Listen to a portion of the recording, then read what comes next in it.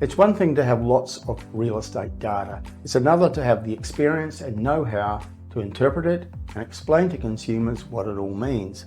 And that's the problem presented by the major research data houses. They have all the facts and figures most people need, but no one with the smarts to explain what the major trends are.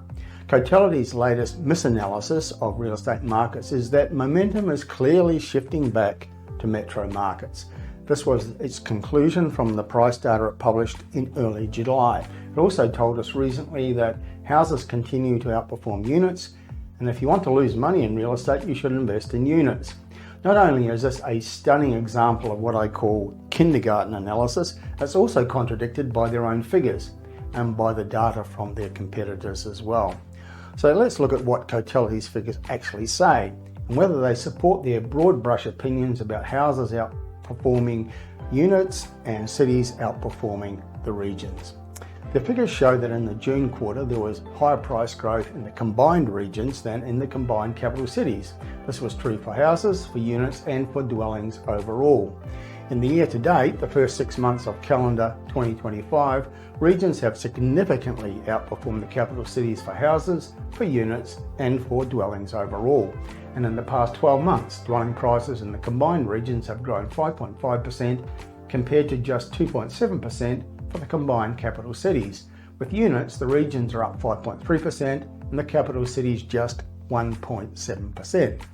If we examine the numbers for the month of June, dwelling prices rose the most in Darwin, which technically is the capital city, but the next best were regional South Australia and regional Queensland. All the state regional markets recorded growth in their median dwelling prices in June. We also saw more solid performance from unit markets in the latest figures, with the June rise in the national median unit price at 0.6%, the same as it was for houses nationally. Numerous city and state regional markets exceeded that national figure for units in June, including regional Queensland, regional Western Australia, Darwin, Adelaide, Brisbane and Perth.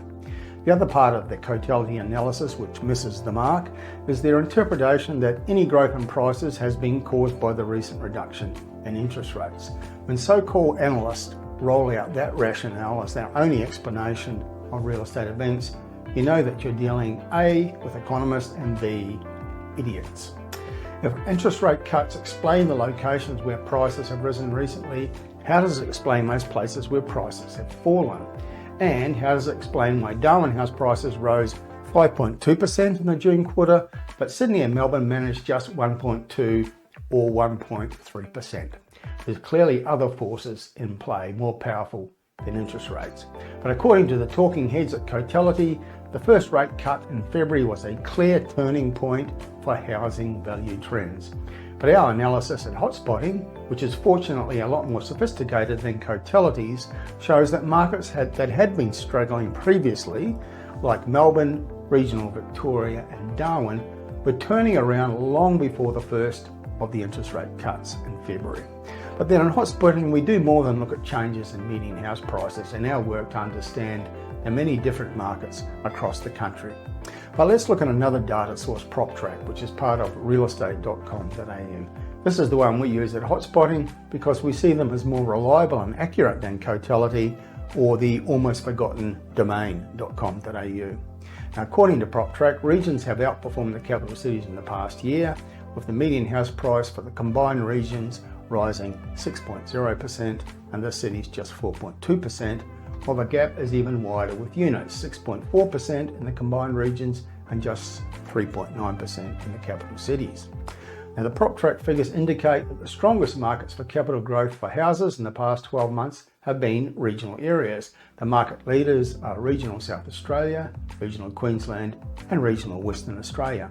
But the biggest annual growth figure of all is the 16% rise in the median unit price for regional South Australia. The PropTrack figures show that regional markets outperformed the capital cities in the past 12 months in New South Wales, Queensland, South Australia, Western Australia and Tasmania. Their figures also show that unit markets recorded better or equal price performance than houses in Brisbane, Adelaide, Perth, Darwin and the regional markets of New South Wales, Queensland, South Australia and Tasmania.